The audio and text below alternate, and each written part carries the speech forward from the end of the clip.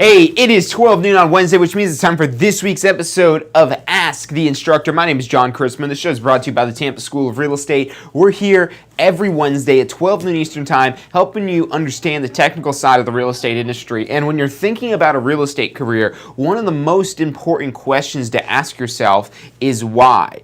Because in order to get to the how, you first have to understand the why. And that's what we're going to be talking about today, really how to take advantage of that why. Not only for getting the ball rolling with all this, but also into building out your business once you've got your real estate license. So that why is really essential, really crucial that you have a good understanding of the why that you're doing this. It's going to help keep you motivated. It's going to help get you in the right direction. So that's what we're covering today. Of course, if you guys have questions about anything, drop those in the comments. Wherever it is that you're tuning in from, let us know in the comments where it is. If you've already got a license, if you don't have a license yet, where you're located, drop that in the comments. Let us know where you're tuning in from. And again, of course, if you have questions, my name is John Charismo. This is Ask the Instructor, and it's brought to you by the Tampa School of Real Estate.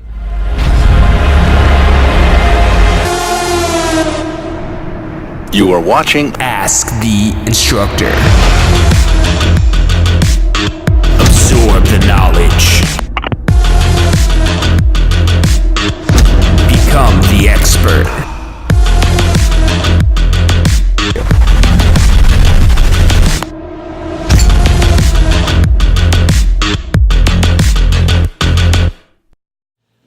Hey, welcome back to this week's episode of Ask the Instructor. My name is John Charisman. This show is brought to you by the Tampa School of Real Estate. We're here every single Wednesday, 12 noon in Eastern Time, helping you understand the technical side of the real estate industry. And a really important understanding that you want to have when you're starting a real estate career, and really you never want to lose sight of this throughout your entire real estate career, is the why. What's your why? Why are you getting your real estate license? Why are you putting yourself through this whole process? Why do you want to do this? What's the point? And you know why this is so essential. Now, if you're considering a real estate career, you already have a why. Now, whether or not you have it right to your top of mind is a different story, but you do already have a why when you're considering starting a real estate career. So, probably the number one most important reason why you want to know your why is for your motivation.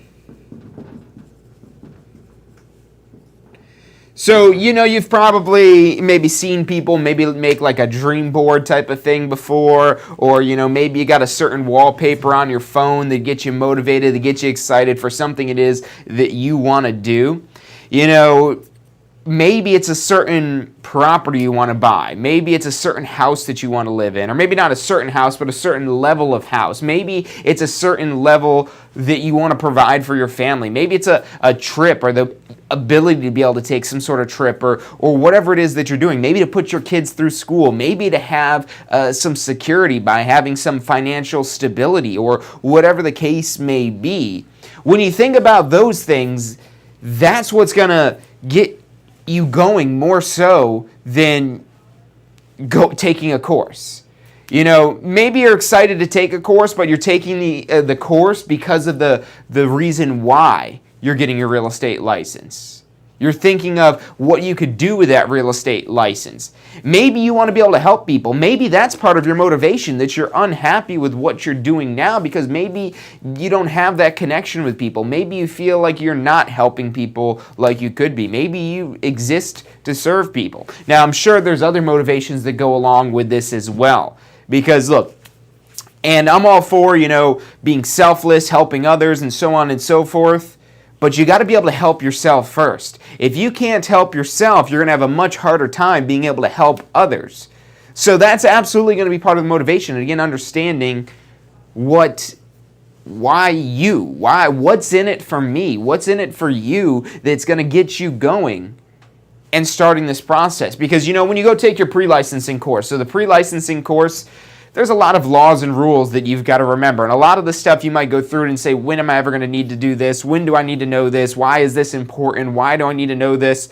It's important because you need to know that information to pass your exam, number one. Because if you can't pass the exam and get your real estate license, you're not able to practice real estate legally. So you can't do any of that stuff until you've got that information down. So it's not the most motivating aspect of it that, I need to do this to be able to pass an exam, because you're not taking this course to pass an exam. You're taking this course to change your life, to maybe change other people's lives, but again, changing your life first before you reach out and help other people change their life.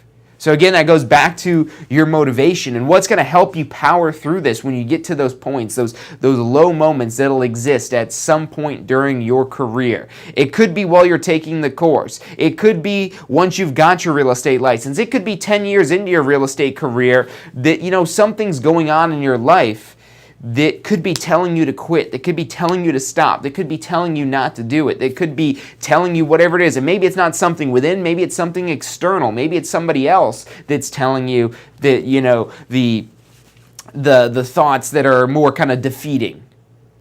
And if you remember your motivation, the reason why, it's going to be easier to get out of bed in the morning because you have a purpose. That's kind of what this motivation is. This is really your purpose.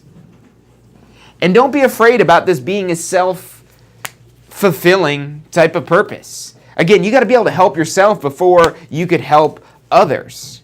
You being able to help yourself, you're able to multiply your efforts. You being able to become financially secure, that opens up if you want to be able to help other people, that however means, whether through charitable resources or through your business that you're helping people, or however it is that you're helping other people. If you're not able to help yourself, you're not going to be able to sustain that. So don't be afraid about figuring out why you're doing this for you, what your purpose is, what you ultimately want to get out of your life, and what it is that you want to get out of your real estate license. Maybe it's for the financial gains, for the potential for financial stability and the ability to, have some money sitting in your bank account.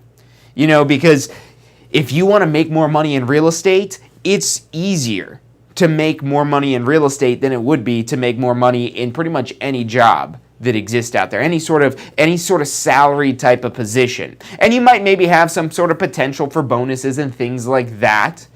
But the risk that you take by essentially building out your own thing, your own business, your own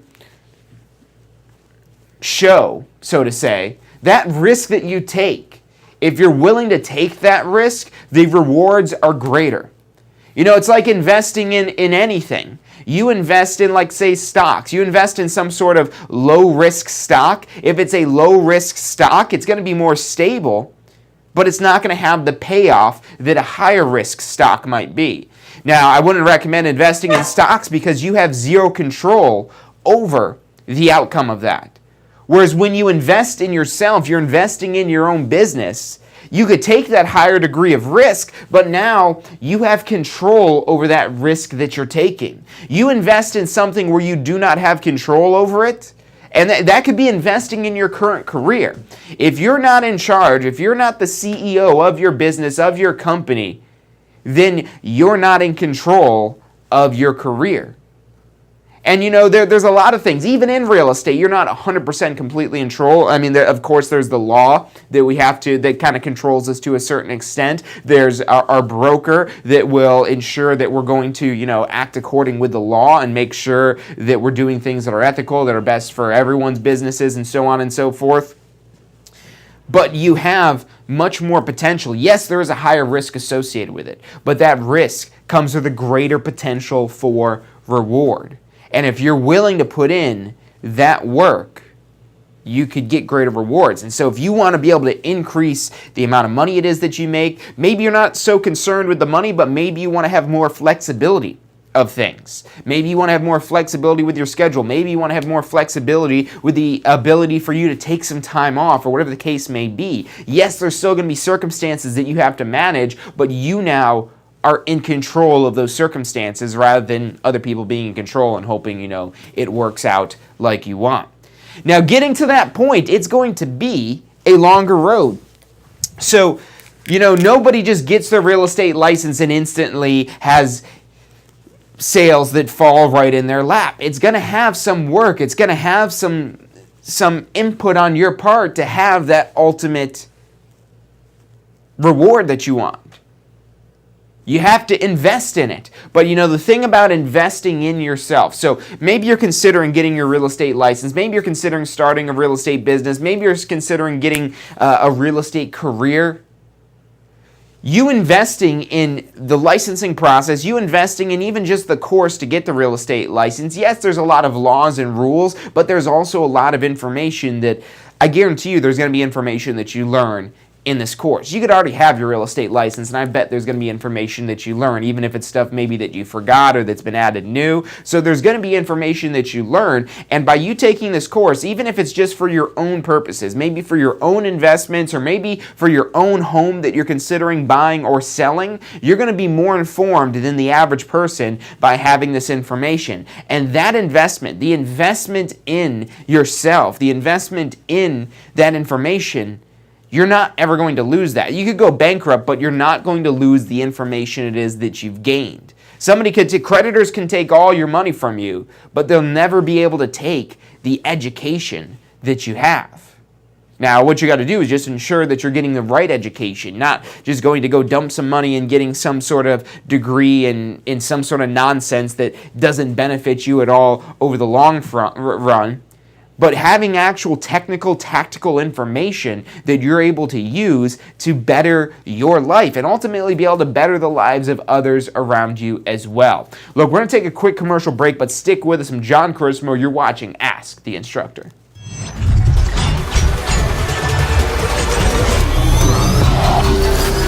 The most powerful tool to study for your real estate exam is the Question Simulator from Tampa School of Real Estate. We've used our years of experience in preparing students for the Florida real estate exam to bring you the most powerful exam study tool available.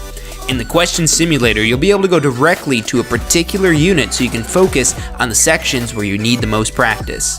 We have also included the percentages of each unit so you know which units are the most important for your real estate exam.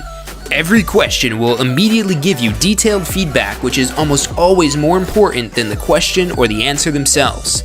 After completing all the questions in a particular unit, you can go through question by question and review any that you've gotten wrong. You could also print out a report at the end of each quiz. The Question Simulator from Tampa School of Real Estate is 100% mobile compatible, so you can practice with test questions anywhere you have your phone with you. Enroll now at questionsimulator.com and get ready to pass your exam.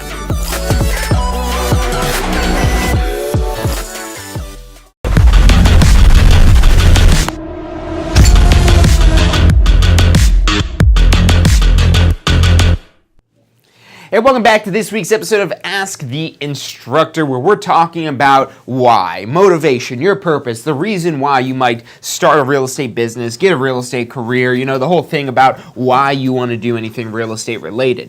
Now, I'm going to go ahead and venture to say that a big part you're doing this is because of money. Even if you don't want to admit that a big part of it is money, I guarantee a big part of it is money, because you wouldn't invest money in something unless you foresee that you're able to get some sort of return on your investment some way, somehow. And when you invest money, you're usually looking for some sort of return on that money. Now, part of this again, understanding your motivation is getting this more specific, dialing this in to what really it is that you need to do that's going to have that biggest payoff. And first, we've got to understand that payoff. So let's say that we're selling a house that maybe cost around $300,000.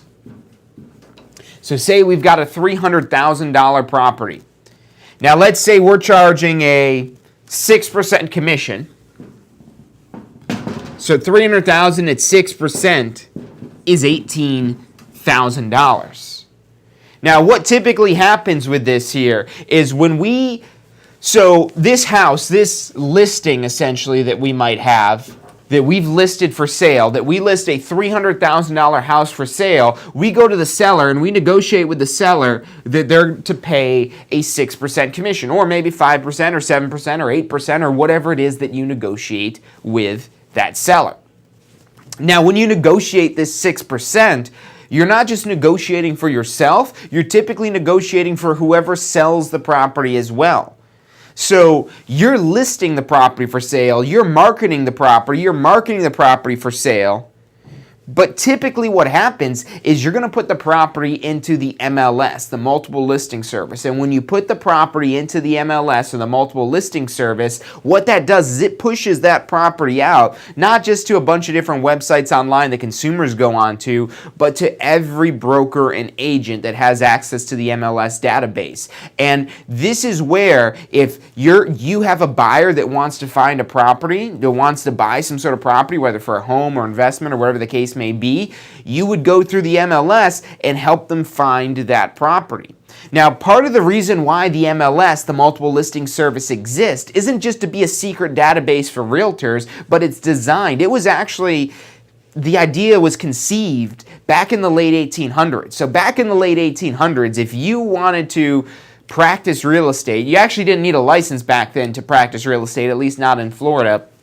But if you wanted to sell a piece of real estate, what you would do is you'd go negotiate this deal with a seller, maybe to pay you 6% of the sale price, and what you would do is hold open houses every day until you get the property sold. You would have the house held open, and then once you get that one sold, all right, on to the next one. So it wasn't a very efficient way to do business. It was very time consuming to try to sell property just by holding open houses and basically doing nothing else. And what happened, and this is what kind of started this trend, is one broker contacted another broker and says, hey, I've got a buyer that might be interested in that property you have for sale. If I bring the buyer, will you split your commission with me? And this is what ultimately evolved into the MLS that we have today, this whole idea of splitting your commission. So even though we might negotiate a 6% commission, if that's the total commission, and that gives us $18,000 in total commission, typically you're going to split that between you maybe taking half and the person representing the buyer taking half, where essentially each of you are ending up with 3% or $9,000 coming into your office.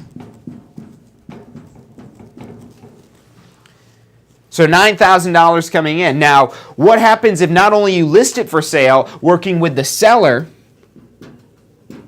So here you are here on the seller, representing the seller, and here's who's representing the buyer.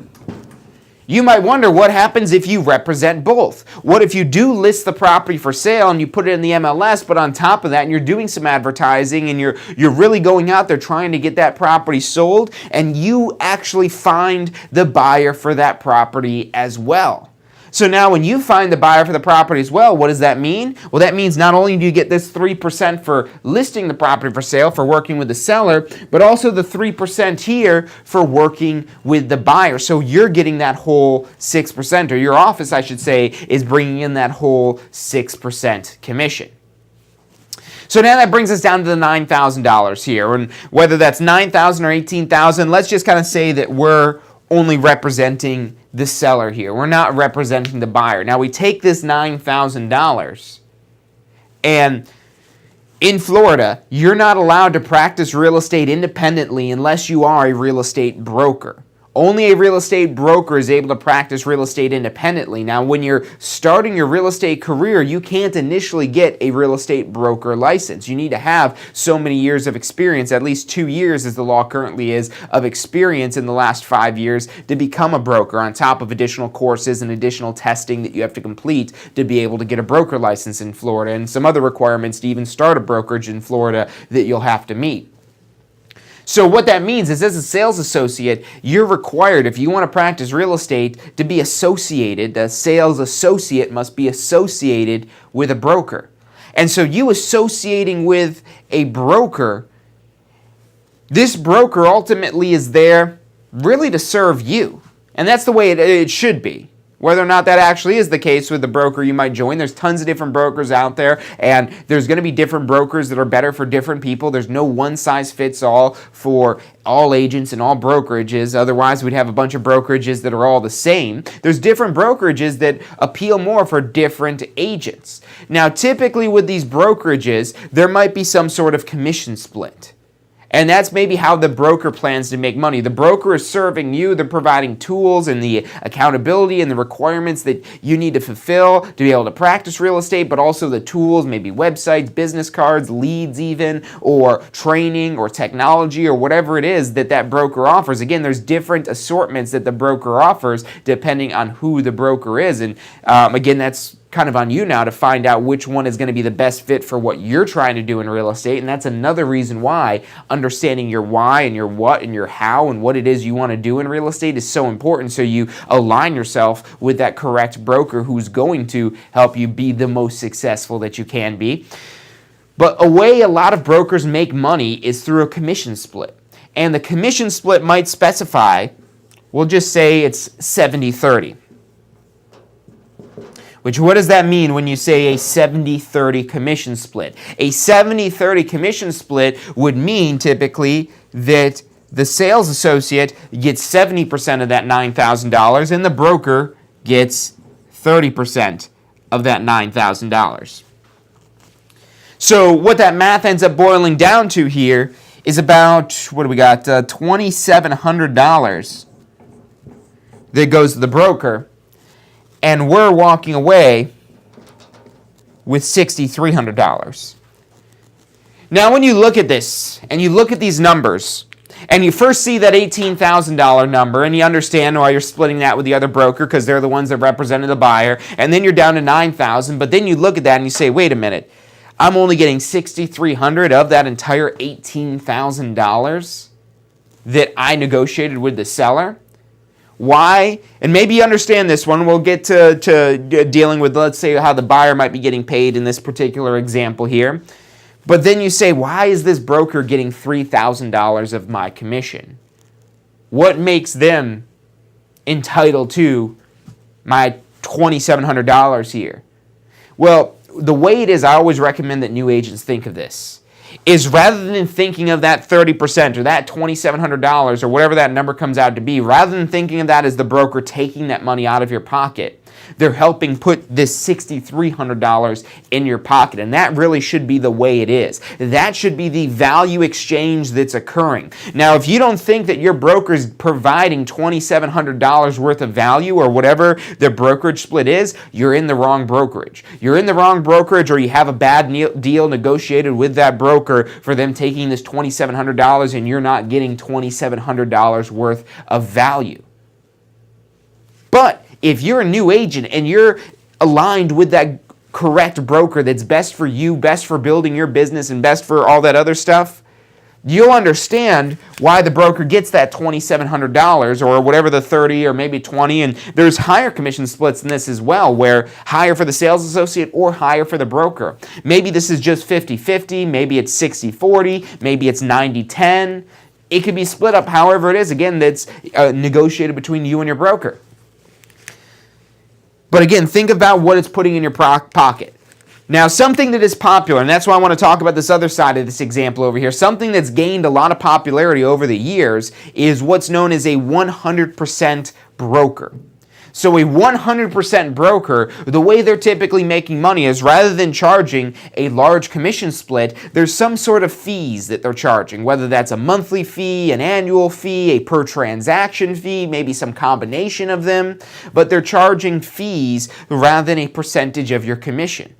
Now, when you're starting out as a new agent, having the broker counting on you to sell something so they can make $3,000, as a new agent, that's usually a better position for you to be in than, let's say over here with this $9,000 in total commission, let's say that the broker charges a $300 transaction fee, so minus $300, and so rather than this being a percentage, this is usually some sort of fixed fee, that you're walking away with $8,700. And now, especially as a new agent, or really any agent, you ask anybody, what would you rather have, $6,300 or $8,700? I guarantee you, everything holding the same, you'd rather take that $8,700 rather than $6,300. But the thing is, these are not the same brokerages where this one's just charging a flat fee, whereas this one's charging a percentage of your commission. And the way these should be structured is where you're receiving much more value because it's really costing you more. Or maybe you have smaller upfront investment, maybe there's not any annual fee or a minimum one or not monthly fees or whatever the case may be. You're having a minimal investment that you're making, but the broker is getting a larger percentage when you actually do sell something. But what happens to a lot of agents is they'll go start with one of these split brokers where they have a split where the broker gets 30%, the sales associate gets 70%, and once they figure out what they're doing, because maybe up front, maybe when they get started, they are getting $2,700 or 30% worth of value from their broker. But then once they're going, once they're rolling, and they keep seeing these checks every month that they're getting paid for closing deals, and they keep seeing the broker taking these large shares of their commission, and they're thinking, I don't think I really need this level of a broker anymore. I don't really think I need that type of situation anymore where the broker is there because I'm really able to do this on my own. I understand the process. I took away the value that I needed, and I'm going to want to look at these 100% brokers here and see if it's a good situation for me. So you go look at this broker and you see that, yes, maybe things are more minimal, or maybe you have an annual fee or monthly fee that maybe pays for some of the services and benefits that you get through that brokerage. But then you see, okay, if I'm closing one transaction a month, or let's just keep the number simple. If we're closing 10 transactions a year, 10 transactions a year here is only going to cost you $3,000. Whereas 10 transactions here is going to cost $27,000. And you can see the difference now when you're actually consistently closing 10 transactions. And closing 10 transactions, that could absolutely be done when you're first starting out within a year. But it's going to take a lot of work. It's going to take a lot of training. It's going to take a lot of tools for you to get to that point where you're closing 10 transactions in a year. But if you are closing 10 transactions, now you're paying that broker $27,000. For the first couple of deals, maybe that made sense that you've got the broker of what they're providing and so on and so forth.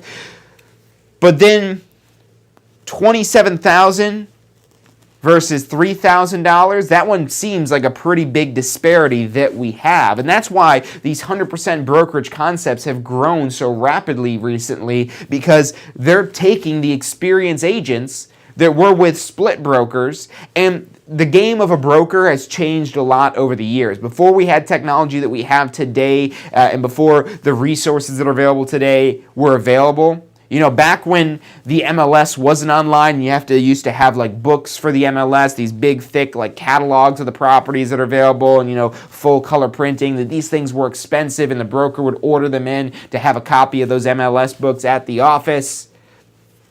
But now, a couple $100s a year for our MLS subscription, and that's all we've got to pay. We don't have to order in these thick, expensive books every couple of weeks to have the current listings.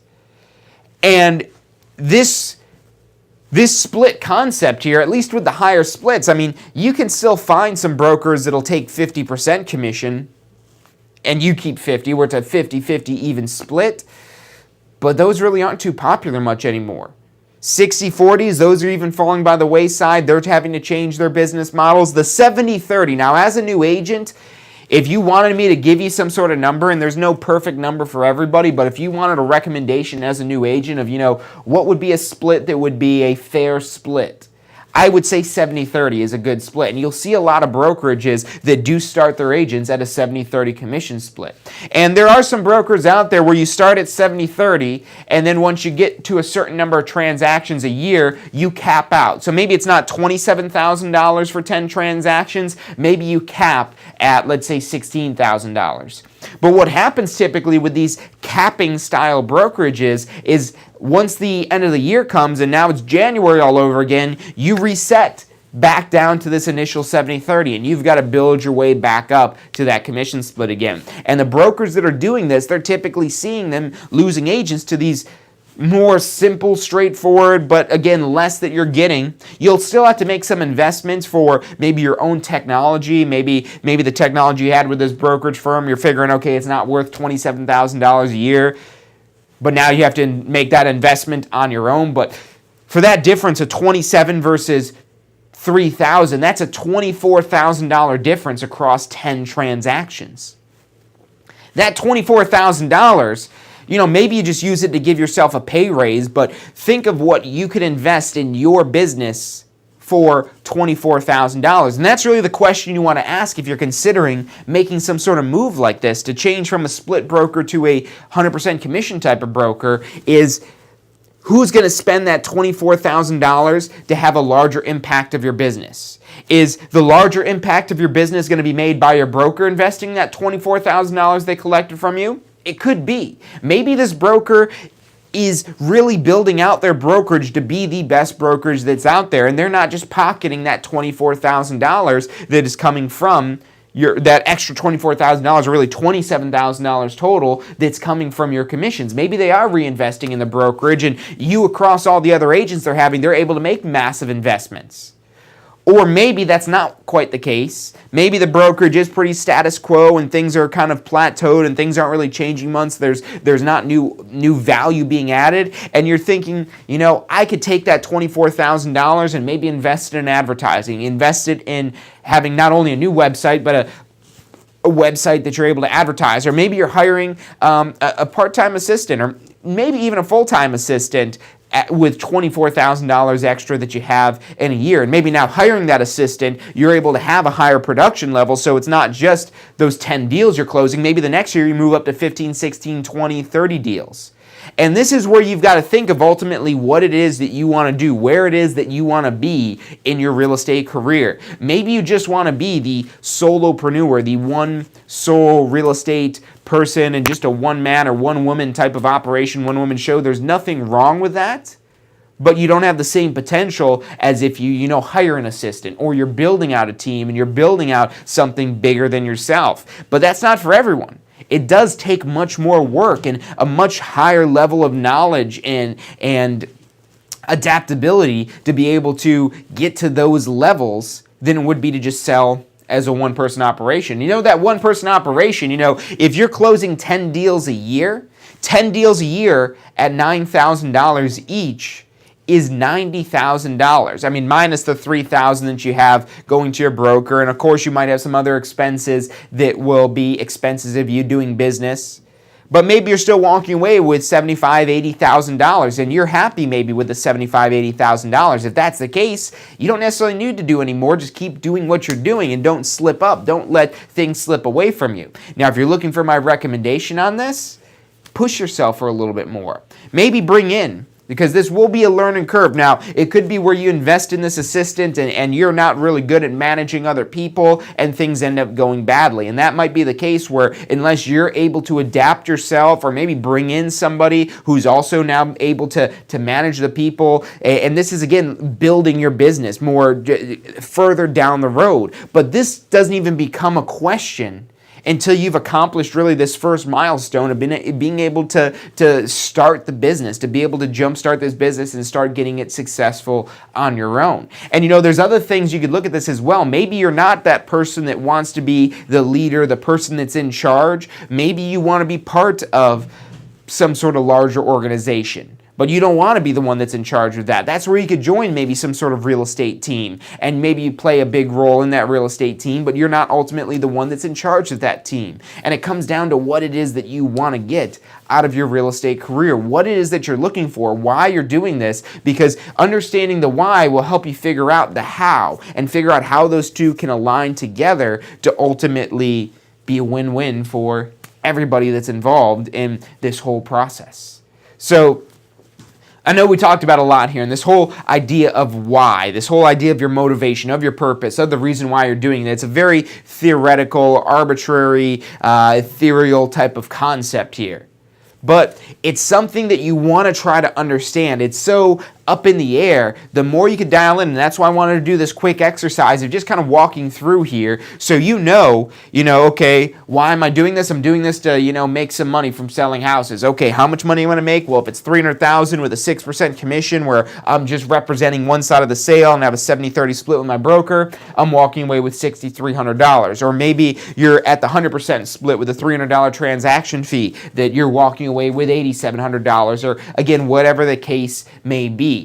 So, doing this little bit of math here, will help you understand what it is that you have to do. And this is a big part of our post-licensing course. So when you're considering starting your real estate career, get in and take that post-licensing course as soon as you can. We actually have some special packages where you can get the pre-licensing and post-license together, and some of our exam prep tools, and really save you a bunch of money. So we don't have those deals posted on our website yet, so if you're interested in any of that, call us at 813-333-2676, 813-333-2676, where we can get you some information on how not only you want to get that pre-licensing course to get the real estate license, but now how the post-licensing course is going to help teach you some of the real-world information that's missing from that pre-licensing course. The pre-licensing course is primarily focused on the laws and rules you need to pass your real estate exam, and then your post-licensing course is where you get deeper into the real-world business building type of concepts that are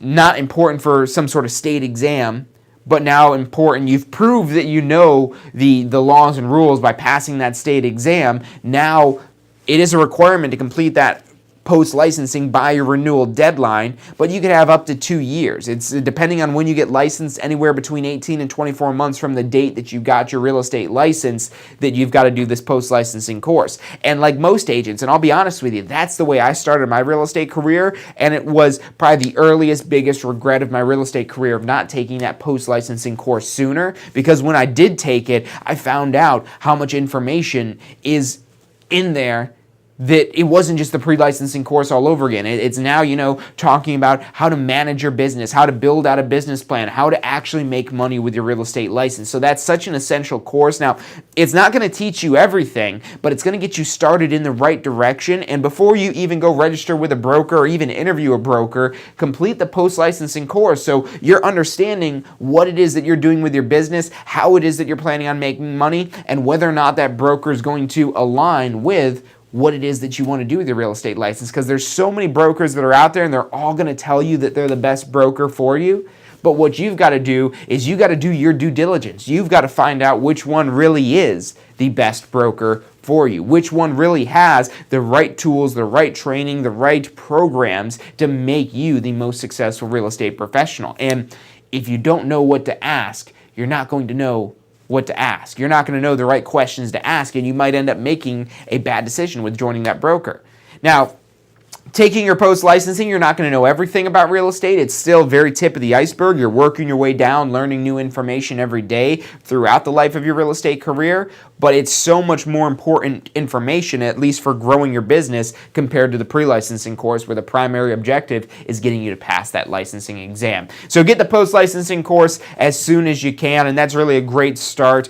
We actually have got a lot of sales training courses we're about to release as well that's going to really take you above and beyond just that basic information that you've learned in post-licensing. Even if you've done sales before, now specifically how to do real estate sales and how to do it in a manner that's going to really be best not only for your short-term, but also your long-term business as well. So give us a call. We can help you out with any of that information. It's 813-333-2676. Again, 813-333-2676. It's about all the time we've got for today, so thank you guys for tuning in. Remember to tune in on Friday for State of Real Estate. That's where we focus more so on growing your real estate business, on how to now, and look, we do these shows every week. We do these live streams every single week. If you've got questions, you can leave them in the comments. If there's anything maybe you're struggling with, put that in there, and we'll try to get on one of it, if not that show, one of the future shows about how to answer that question. How do you go above and beyond in growing your real estate business and starting your real estate career? We do these every week because we want to give you this information. We could charge money for these courses. We could charge admission fees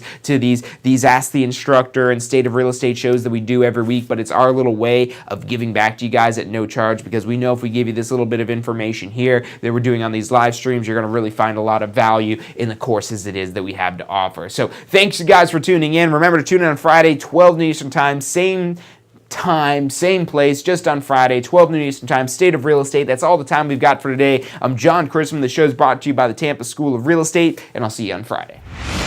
Hey, so if you're thinking about starting a real estate career, it could feel a little overwhelming sometimes. Look, that's completely understandable. That's why we're here to help. If you haven't already, check out our Success Center, tampaschool.com/success, or if you don't even know where to begin, give us a call. We'd love to help you out. We've got advisors standing by to answer any questions you have and assist you in any way it is that we can. Our phone number is 813-928-0106. Again, that's 813-928-0106. Give us a call. We're the Tampa School of Real Estate. Do you want a career that allows you to be in control?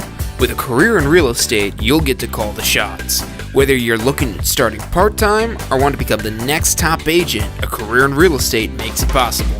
Find out what it takes at tampaschool.com. Do you want to incorporate studying for your real estate exams into your busy schedule? Now you can review the key topics you need to know to pass your class and state exams with our MP3 audio review. Simply pop in your headphones or connect to your car to reinforce crucial information while you exercise or drive. Listen to the first unit for free at mp3audioreview.com. That's mp3audioreview.com. Are you thinking about a career in real estate? Hey, I'm John Chrisma with the Tampa School of Real Estate, and we've helped thousands of people just like you obtain their real estate license. If you're thinking about a career in real estate, give us a call. The phone number is 813-928-0106. Our advisors are standing by to answer any questions you have and assist you in any way they can.